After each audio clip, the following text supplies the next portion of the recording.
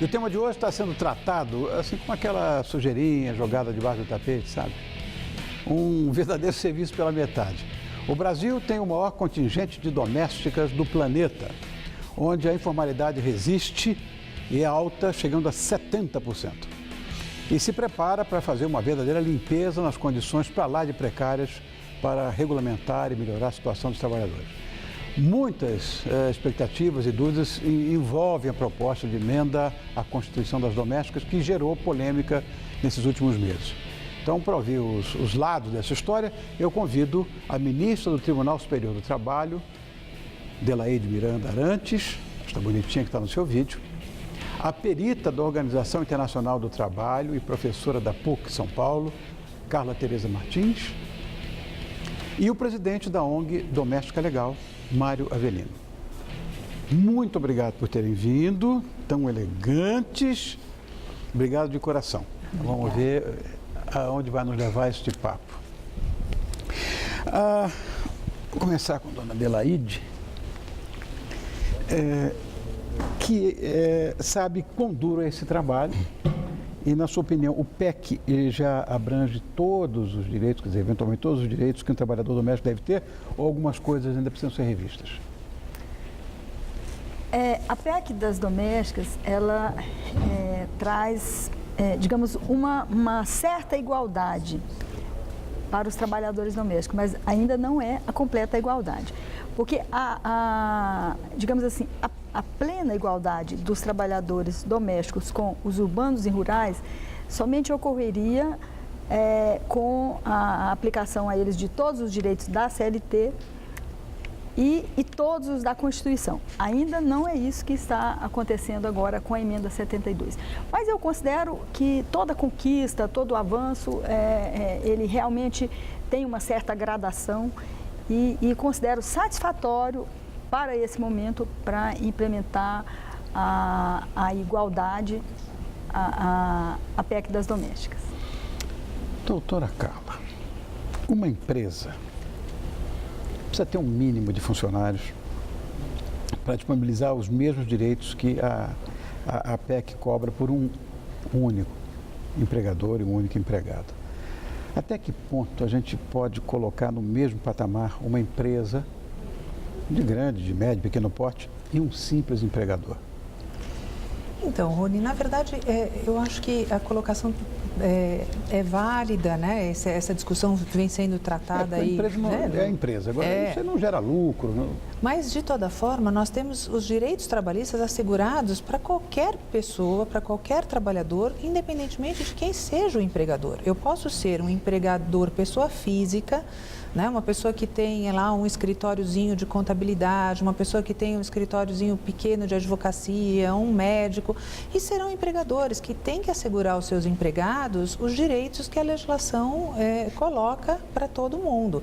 Então, assim, não há diferença entre essas pessoas, empregador individual, que também não tem finalidade lucrativa, que vive do seu trabalho, né, daquele trabalho diário, e o que ganha é para o seu sustento da sua família, e se tem empregados, tem que assegurar a esses empregados os direitos trabalhistas. Então, eu vejo que para o empregador doméstico é a mesma situação. Ou seja, o empregador doméstico ele tem que ser considerado empresa.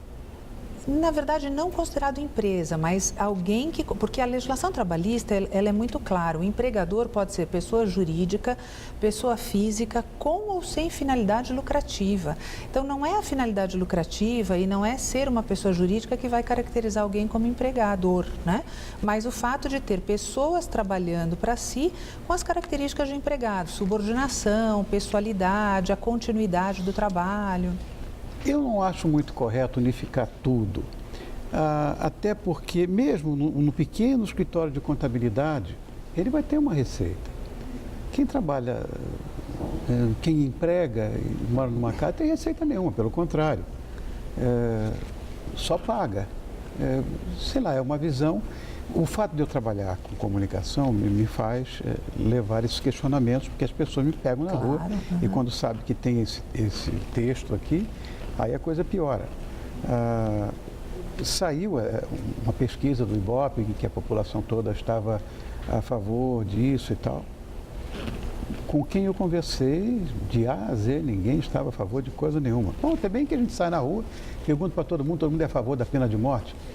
E de repente isso não aparece. Não sei. Falar com o Mário, que coitadinho, não falou, né? As menininhas. Mas até que ponto a PEC vale a pena? Para os dois lados. Eu digo para o trabalhador, até que ponto para o empregador? Bom, a primeira coisa, Rony, é que essa cultura que eu chamo de escravagista, colonialista e patriarcal, não que o empregador tenha esse objetivo, é uma coisa inconsciente. Nós temos que quebrar esse padrão. Então a PEC, ela vai fazer isso, ainda falta regulamentar.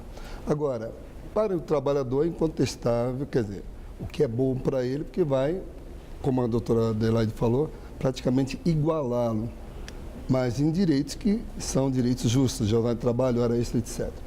Para o empregador, eu diria que vai quebrar um pouco essa cultura até faz parte da família. Mas nós temos que entender que o lar não é uma empresa. Então, não que eu discorde da doutora Carla, na questão que o empregador tem que ser exatamente. Para mim, a base do emprego doméstico ainda é a confiança. A maioria dos trabalhadores domésticos, que são de famílias de classe média, trabalha esposa e marido, eles estão trabalhando e aquela empregada é a dona de casa, ela que está cuidando dos filhos, ela está fazendo o horário dela. Quando eu falo horário, o que é importante aquele empregador? Que ele chegue em casa e as tarefas combinadas estejam realizadas. Se tem filho pequeno, que o filho almoçou, tomou café, foi para a escola, etc. Então, eu discordo quando quer aplicar ao pé da letra esse conceito de lei que o empregador tem que ser a mesma coisa.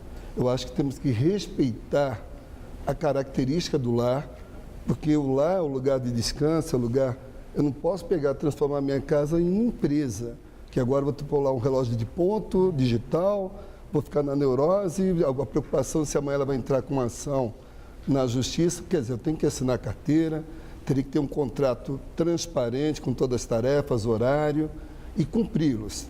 Agora, não posso entrar nessa neurose, desculpe o termo neurose, de falar, bom, será que minha empregada, meio-dia, ela parou e só voltou a 1 hora, mas ela está cuidando do meu filho, e meu filho vai ficar 1 hora sozinho? Então, o emprego doméstico lá não é a mesma coisa de uma empresa. Seguramente não. Então, nós não podemos ter esse conceito, respeitando a parte legal aqui, dessa legalidade que tem que ser cumprida. Não, vamos respeitar o ambiente de uma casa, e o empregado doméstico tem outras características. Como você colocou na questão que a doutora Carla respondeu da empresa, eu discordo em parte, doutora, no sentido, os direitos, uma vez estabelecidos, têm que ser respeitados. Agora, eu não concordo em dizer que o empregador doméstico, pela característica, é igual a uma empresa. Mas porque... acho que não é bem Não, isso, né? Só para concluir a resposta, é o seguinte, talvez eu tenha interpretado mal, porque uma pessoa física, se eu monto um escritório, eu sou um dentista, sou um médico, sou um contador ali, eu tenho fins lucrativos. Claro. Uma ONG, eu sou uma ONG não tem fins lucrativos, mas é uma empresa que tem CNPJ, tem funcionários, regime CLT. Então, nós temos a CLT, regime urbano e rural. O emprego doméstico tem que ter características. Nós eliminarmos aquela linha A do artigo 7 da CLT, que aí daria a CLT ao trabalhador, vários direitos ali da CLT, nós teremos que adequar à realidade doméstica. Nós não podemos ter essa falta de sensibilidade de falar, a partir de hoje, você empregador é igualzinho uma empresa, porque isso vai criar uma neurose. Já criou. Mas isso não está ocorrendo. Mas isso não é tá isso, ocorrendo. Exatamente. Porque a CLT... Eu estou com 2 contadores para poder tocar meu barco em casa e, olha, eu tenho empresa. E um monte de amigos meus também, amigas principalmente, não sabem o que vão fazer, está todo mundo perdido. Tá todo mundo perdido. Isso é verdade. Isso eu tenho essa experiência vivencial. Estou vendo isso, né? As pessoas não... O que eu faço? Para onde eu vou? E consultando advogado trabalhista, uma confusão que eu nunca vi igual. Mas eu acho Mas é esse momento, né? É o momento. A regulamentação vai esclarecer bastante. Para você ter uma ideia, Rony, a CLT ela tem 900 artigos. E desses 900, não deve ter nem 30 que se aplicam aos domésticos. Exatamente. Então, é apenas uma pequena parte da CLT que vai se aplicar aos domésticos. Essa confusão agora, ela é compreensível, mas a regulamentação vai esclarecer a sua preocupação de fazer um programa tratando do assunto, Claro. Ajuda a esclarecer. Nós estamos tentando fazer isso aqui, né? Agora, por exemplo, doutora Carla, como é que vai funcionar essa história de hora extra? Então, na verdade, o cumprimento da jornada limitada é nesse aspecto até que a gente tem que pensar. É empregador e tem que, obviamente, fazer com que os seus empregados cumpram uma jornada. A jornada de trabalho é um direito de todos os trabalhadores que vem desde lá 1919, desde do Tratado de Versalhes, né? Criação da OIT. Então, é uma... E depois da Carta del Lavoro de Mussolini, que é a que a gente usa até hoje no governo Getúlio Vargas. Quando eu falo que a nossa lei trabalhista, a Carta del Lavoro, é fascista, as pessoas, você ficou louco? Mas é. Quer dizer, são coisas antigas que eu acho que estão até certo ponto anacrônicas, né? Mas a questão da jornada é uma questão extremamente importante, sem dúvida, né? No mundo todo. Isso sem é uma norma internacional da OIT, não é uma norma brasileira de 8 horas diárias. Estou regionalizando. Né? Então, na verdade, essa questão da jornada é bastante importante. Agora, trabalhar além da jornada, existem mecanismos para você compensar a jornada, existem mecanismos para, se eventualmente precisar, paga-se o valor das horas extras. O funcionamento, né, como o Mário disse, tem que ser uma coisa combinada entre as partes, né? Lógico que tem essa peculiaridade do ambiente doméstico, mas tem que existir uma limitação. Essa combinação, né? entre as partes, porque, por exemplo, é uma coisa muito parecida em países da Europa e mesmo nos Estados Unidos, existe essa história, mas existe um acordo entre as partes. Como eu sou absolutamente ignorante na parte legislativa, na parte de jurisprudência, que eu estou aqui cercado de jurisprudentes, veja bem, como é que faz? A gente não, por ser uma emenda constitucional, eu não posso eventualmente fazer um contrato de trabalho, não posso fazer porque lá existe a livre negociação, na Europa e nos Estados Unidos. Aqui não pode ter livre negociação porque é uma emenda constitucional, né? Na verdade, pode ter a negociação desde que respeitados os limites que a lei estabelece. Então, eu posso negociar, por exemplo, a questão de compensação da jornada. Eu tenho que ter 8 horas no máximo por dia, 44 horas na semana, que é uma semana de 6 dias. Então, eu posso fazer uma compensação. Não tem trabalho aos sábados, então compensa aumentando a jornada durante a semana. Trabalha 6 dias num dia da semana, 4 no outro, 9 no outro. Faz uma compensação, tem dias que precisam mais. Mas é compensação financeira, que é que as meninas mais estão preocupadas. A compensação financeira, na verdade, é se extrapolar esse limite das 44 horas semanais, e aí você teria que pagar efetivamente como hora extra, no mínimo 50% da hora normal de trabalho. Agora, existem outros tipos de atividades que ainda vão ter que ser regulamentadas, que são aquelas pessoas que vão trabalhar em regimes de plantão, 12 por 36, cuidadores de idosos, meu pai babás. tem 96 anos. Nós estamos todos em pânico. Vou ter que contratar uma meia dúzia de cuidadores, sei lá, que a gente vai fazer. Estamos em pânico. Mas vai ser possível, pela regulamentação, trabalhar 12 por 36. Fazer escala, né? Vai ter uma flexibilização em relação à jornada do doméstico. Essa flexibilização, diferentemente do trabalhador urbano rural, ela vem na regulamentação. Até a próprio período. Você tem um período, por exemplo, de manhã, que ela tem mais trabalho, por exemplo, e depois, durante a tarde, não tem, à noite serve o jantar, por exemplo. Então, você pode compor a jornada, não é ficar o dia todo à disposição. Doutora Carla, eu entendi o seguinte, é que todos nós vamos ter que aprender a trabalhar como RH, como contadores. Esse é o grande problema, que nós não temos esse preparo. Quer dizer, a dona de casa comum, ela não tem esse preparo. Uma pessoa classe C já tinha um ajudante doméstico em casa. Não tem formação acadêmica nem técnica para entender tudo isso. Este é o problema maior. As pessoas estão literalmente perdidas. Nada contra a legislação, os direitos dos trabalhadores, mas ninguém sabe como fazer. Este é um problema, porque neste país tudo vem de cima para baixo. Bobaginhas, por exemplo, aquela tomadinha que tem no mundo inteiro e todo mundo tem. Aí, de repente, você tem que ou comprar um outro eletrodoméstico, ou você tem que cortar aquele, fazer uma gambiarra para poder usar.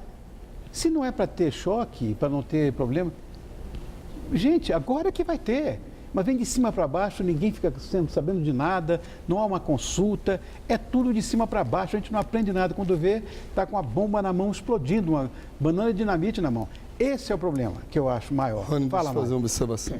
Primeiro, um complemento. Pelo que está sendo proposto, vai haver o banco de horas. Isso é uma proposta e o banco de horas tem por objetivo eliminar esse custo adicional da hora extra. Vai permitir o quê?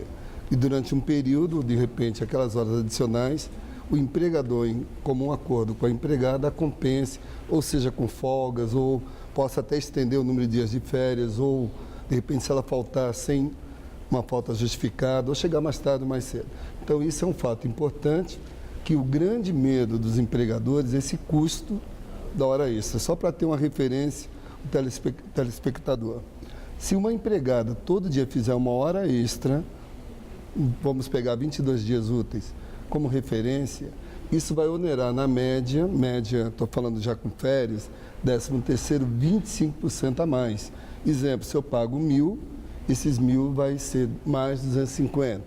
Esse é um ponto. Então, o banco de horas, ele está tendo um olhar para equilibrar e não onerar, que se aumentar muito o custo, assusta o empregador e pode gerar demissões, Interfere como também no mercado, claro. desestimular, quer dizer, não estimular a formalidade.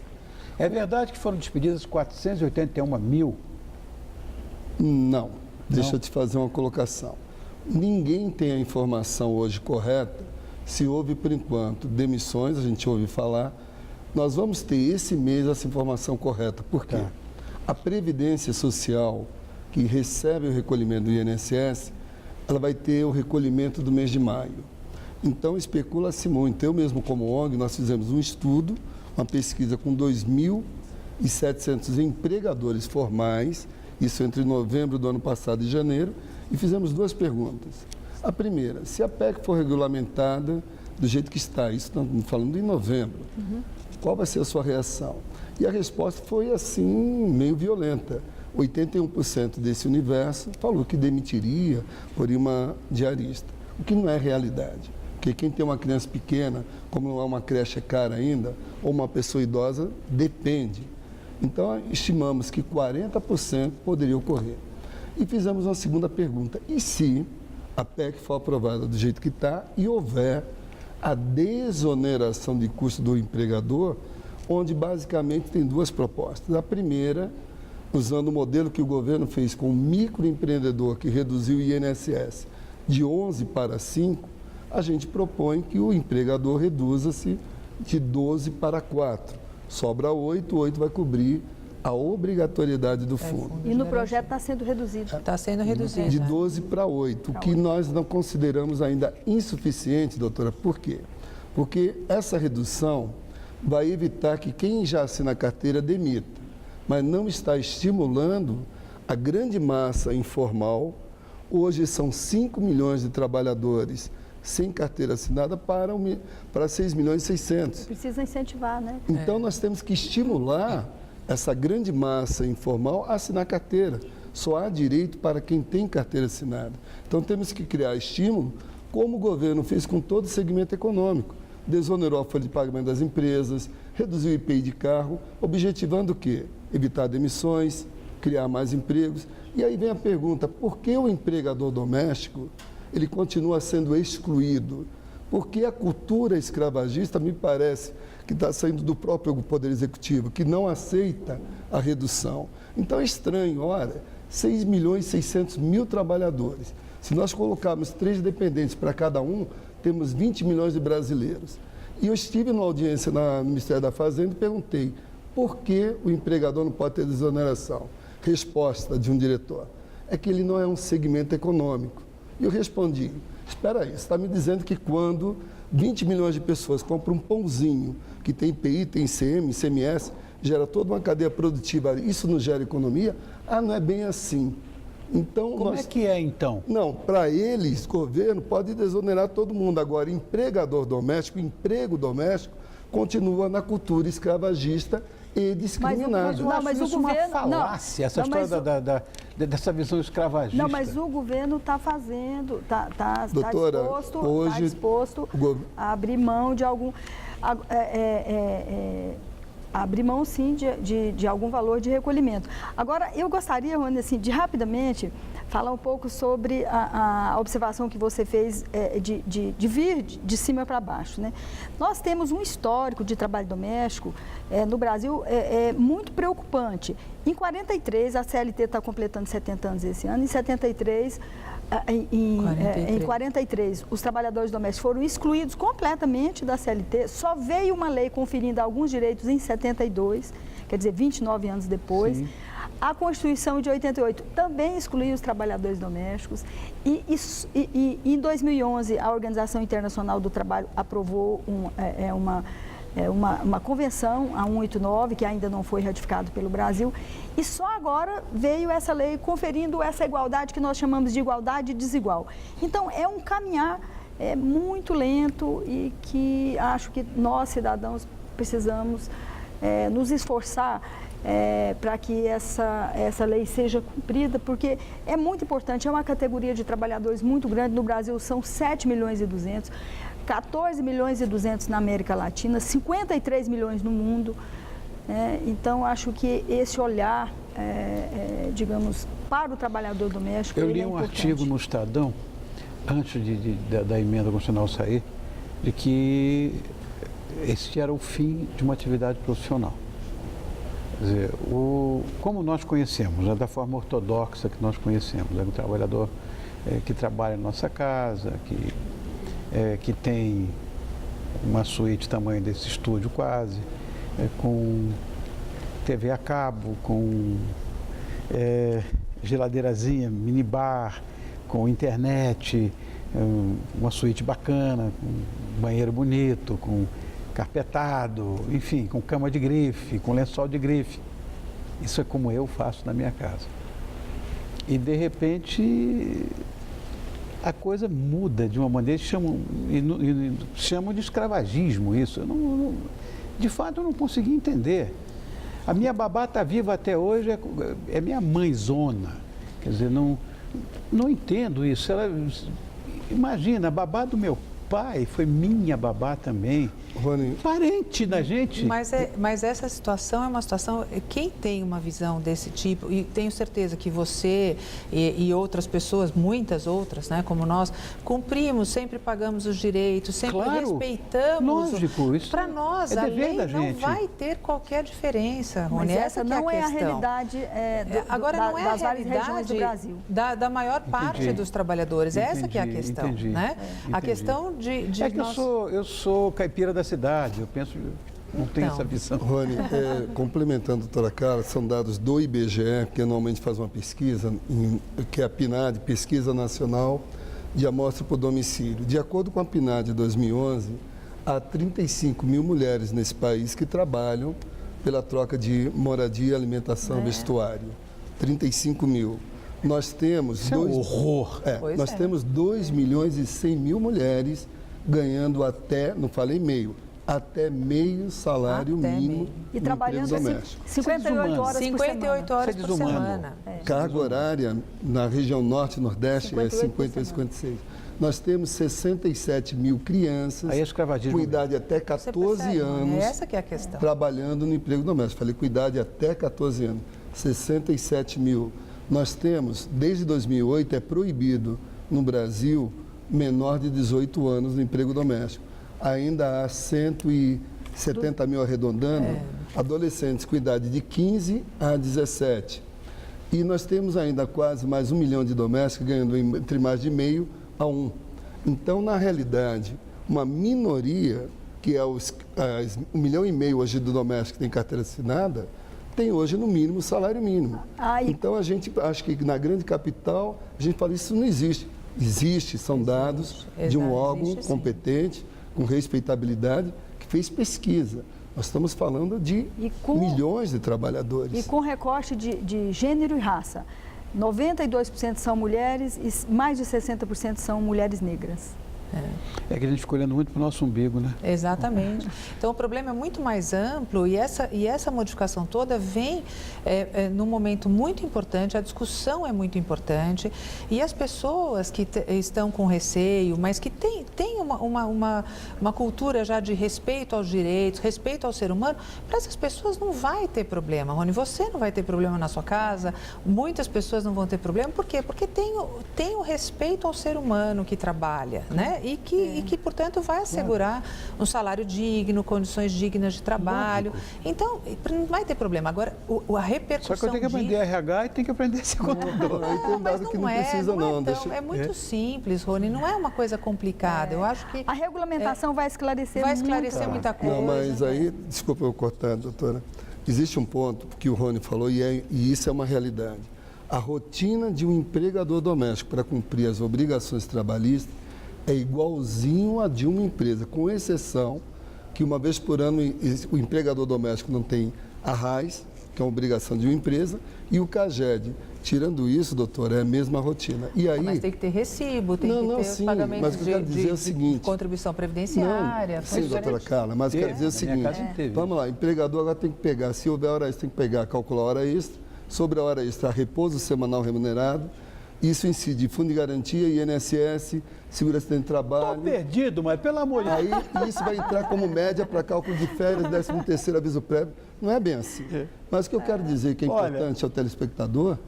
O meu diretor está aqui falando, não quero apresentar, Márcio Tavolari, esse é meu diretor. Ele me fala aqui, assim, vocês estouraram todo o tempo que nós tínhamos do programa.